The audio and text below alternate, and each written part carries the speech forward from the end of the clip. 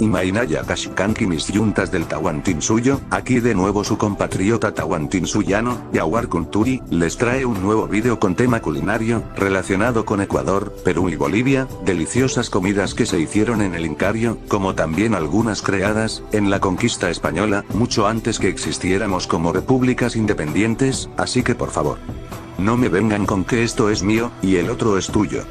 Algo heredado y ancestral no se le prohíbe a nadie, ya saben mis yuntas, entre nosotros no debe existir fronteras.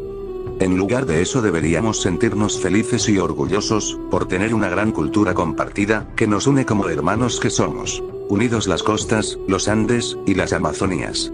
Bueno, inicio con el vídeo. Estas comidas se originaron en culturas pre-incas, en el Incario y también en el Virreinato. La civilización inca se extendía a través de muchas regiones, por lo que había una gran diversidad de plantas y animales utilizados para la alimentación, muchos de los cuales siguen siendo desconocidos fuera de nuestros territorios. Los alimentos básicos más importantes fueron varios tubérculos, como la papa, el oyuco, el camote, y la yuca. También raíces y granos, como la quinoa. El maíz era de gran prestigio, pero no podía cultivarse tan extensamente como en el norte. Las fuentes más comunes de carne eran los cuis y llamas, el pescado seco también era común. El incanato se extendía de norte a sur, abarcando una gran variedad de zonas climáticas, en particular, las cadenas montañosas proporcionan tipos muy variados de zonas de cultivo a diferentes altitudes. Los alimentos básicos de los incas incluían varias plantas con tubérculos comestibles, en cientos de variedades. Un poco más de 4000 tipos son conocidos. También había oca, que venía en dos variedades, dulce y amarga. La variedad dulce se podía comer cruda o en conserva y se usaba como edulcorante, antes de la llegada del azúcar. La raíz insípida, almidonada, y arracachá, algo así como un cruce entre zanahoria y apio, como las papas, se usaban en guisos y sopas. Achirá, una especie de cana, era una raíz dulce y almidonada que se horneaba en hornos de tierra. Se considera que se han comido alimentos como parte de una tradición. Aunque las raíces y los tubérculos proporcionaron los alimentos básicos de los incas. Varias especies de algas marinas formaban parte de la dieta inca y se podían comer frescas o secas. Algunas algas de agua dulce y algas azules se consumieron crudas o se procesaron para su almacenamiento. En la época postcolonial se ha utilizado para hacer un postre hirviéndolo en azúcar. El pepino, una fruta refrescante y que sacia la sed, fue comido por la gente de la época. En el Tahuantinsuyo, teníamos dos grandes animales domesticados, llamas y alpacas. Se guardaron para su lana y se usaron como animales de carga que a menudo se usaban en caravanas grandes. Entre los productos alimenticios elaborados a partir de los camélidos se encontraba el charqui, que no tiene una traducción corta al español, esta palabra se refiere a tiras de carne seca, en este caso de la llama. Pero la carne más común por la gente de la época, era la carne del cuy. Fueron domesticados en el 2000 a.C. y fueron fáciles de mantener y multiplicar rápidamente. Los cuis a menudo se cocinaban al rellenarlos con piedras calientes. Las entrañas a menudo se usan como ingrediente en sopas junto con papas, o en salsa. En las costas, la población en general era el pescadores, por lo que consumían más animales marinos como lapas, mantarrayas, pequeños tiburones, lisas y el bonito. También se comieron otras criaturas marinas como aves marinas, pingüinos, leones marinos y delfines, así como varios crustáceos y quitones, mejillones y chanque. Preparación alimentaria. Cocinar a menudo se hacía colocando piedras calientes en recipientes para cocinar y se usaba mucho la huatía, un tipo de horno de tierra, y la paila, un cuenco de barro. Ahora, paso a las comidas que se preparaban en el Incario. El ceviche, del quichua, siwichi, que también no tiene una traducción corta al español. Es una expresión y quiere decir, pescado fresco troceado, es un plato marino, entre pulpo, mariscos y pescado, en algunos casos los acompañan con algas, papa y camote. El ceviche se habría originado entre los moche, una civilización costera que comenzó a florecer entre los siglos I y II, los moche aparentemente utilizaron el jugo fermentado de la curuba local. Además que durante el Imperio Inca, los peces fueron marinados con el uso de chicha, una bebida alcohólica andina. Diferentes crónicas también informan que a lo largo de la costa antes de la llegada de los europeos, el pescado se consumía con sal y ají. Por otra parte, esta teoría plantea que las personas simplemente cambiaron a los cítricos traídos por los colonizadores españoles, pero los principios de preparación del plato eran esencialmente los mismos. Actualmente, es consumido en toda América, esto es debido al traslado de esclavos que hacían los españoles. De esta forma, esas personas les enseñaron a otros esclavos sobre esta rica comida, y depende del lugar varía la preparación. También por eso, el ceviche llegó a ser parte del encanto de todos los países americanos. Sin olvidar su origen tahuantinsuyana, claro está. Entre los cítricos que mayormente son empleados, están el limón y la lima ácida, para que así pueda cocer un poco el pescado crudo, con el acidez de estos frutos, y también acompañado, con algunas variedades de ajís. El ceviche no solo es de pescado, se le agrega otros animales, tales como cangrejos, camarones, pulpos, calamares, en sí una gran variedad de crustáceos y moluscos. La pachamanca. Es un plato típico de los Andes, originado desde culturas preincas, elaborado por la cocción, al calor de piedras precalentadas. De carnes de vacuno, cerdo, pollo, y cuy. Previamente aderezados con ingredientes como chincho, huacatay, ají y otras especias, junto con productos autóctonos andinos adicionales, como papas, camote, choclo, habas en vainas, y eventualmente, yuca. Más allá de una comida o de un ágape, es un rito comunitario en los Andes, y en las ciudades, de los pueblos del Tahuantinsuyo. El término pachamanca proviene de las palabras quichuas pacha, tierra, y manca, olla, por lo que su significado sería, olla de tierra. Pero cabe precisar que en lengua aymara, el término manca o manca, significa comida, por lo que un significado alternativo también es, comida de la tierra. Actualmente, este plato también es preparado en la cocina, en olla, y en ese caso recibe el nombre de pachamanca a la olla. El plato se elabora esencialmente en los Andes centrales, en tres regiones principales: el Valle Superior de Huallaga, en las cercanías de Huánuco y Pasco, donde se elabora con carne de cerdo y se condimenta con chincho, una hierba local, parte importante de la cocina tahuantinsuyana, que ha existido desde épocas preincas.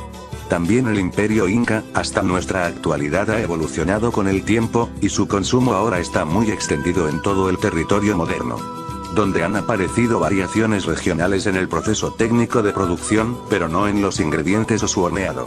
Es importante tener en cuenta que la preparación no solo se limita al Perú, sino que también existe con variantes mínimas en otros pueblos andinos, como Ecuador y Bolivia, que forma de gran importancia en los rituales del Inti Raymi regionales, acompañado con las humitas también. Se hace de 4 sabores a la vez: cuy, cerdo, carnero y pollo. Al combinarse los sabores, en verdad queda muy rico. Las humitas. Del quechua huminta, es un plato nativo del Tahuantinsuyo, y una comida tradicional de las regiones andinas y amazónicas de Perú, Ecuador y Bolivia. Consiste en masa harina de choclo, cocidos al vapor o hervidos lentamente en una olla de agua. Preparados con manteca, sal y queso fresco para un plato salado, o con maíz fresco con manteca, azúcar, canela y pasas para un plato dulce. Las humitas sabrosas también se pueden preparar con anís.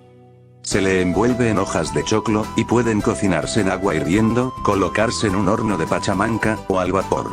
Se pueden envolver de varias maneras. Una de las primeras referencias a la huminta fue escrita por el inca Garcilaso de la Vega, en los Comentarios Reales de los Incas, que publicó en Lisboa en 1609. Al hablar sobre la huminta, describe sus propios recuerdos de consumo sobre el tiempo en que vivió, entre 1539 y 1560. De esto se puede deducir que la huminta ya estaba preparada en el Tahuantinsuyo mucho antes de este tiempo. Recalcando que la huminta en el caso de salada, podría estar rellenada con carne. Teniendo un origen ancestral, no es de extrañar que las humintas formen parte no solo de la historia de la gastronomía zonal, sino que de la de muchos otros países americanos que pertenecieron al Incario. Aunque el ingrediente principal, choclo molido, se mantiene en todas sus preparaciones. La chicha, proveniente del quichua, es una bebida fermentada oriunda de Sudamérica, particularmente difundida en Perú, Bolivia y Ecuador. Presenta diversas variedades según la región, pero su preparación se compone principalmente de la jora, es decir, maíz malteado.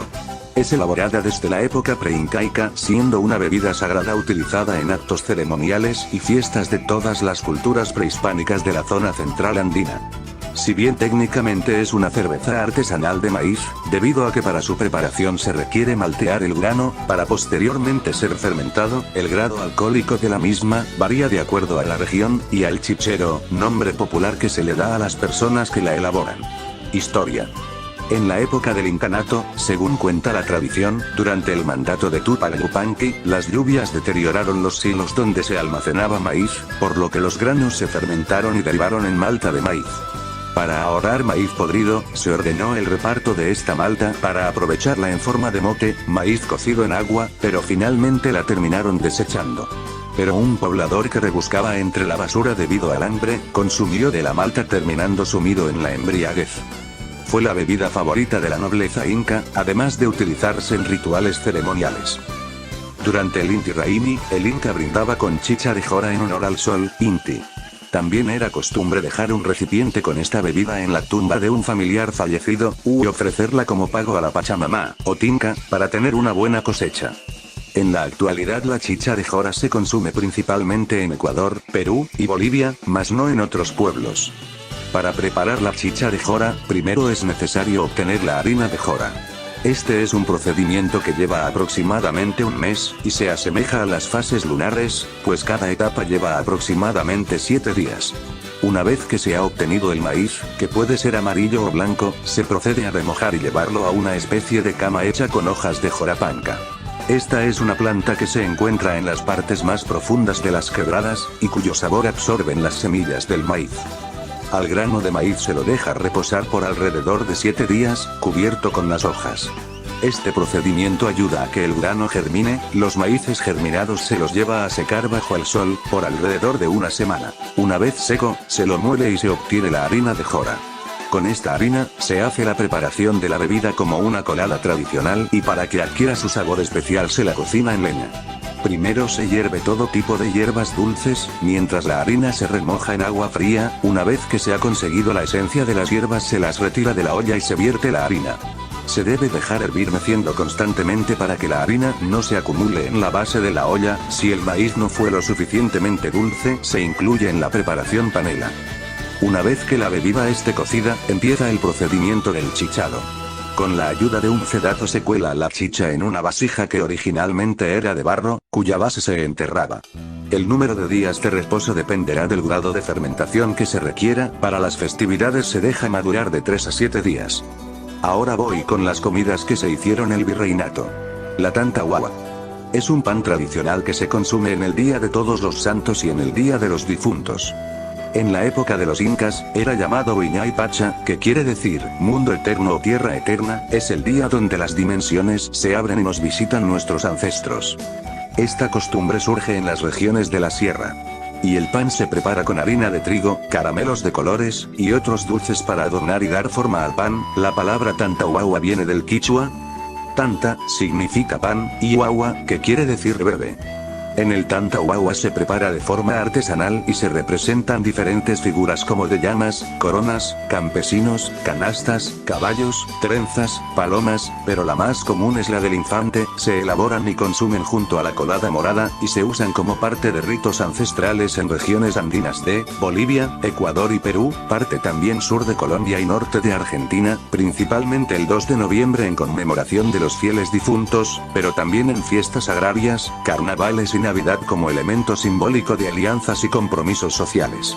Característicamente son adornadas con caretas de yeso o escayola que representan al difunto.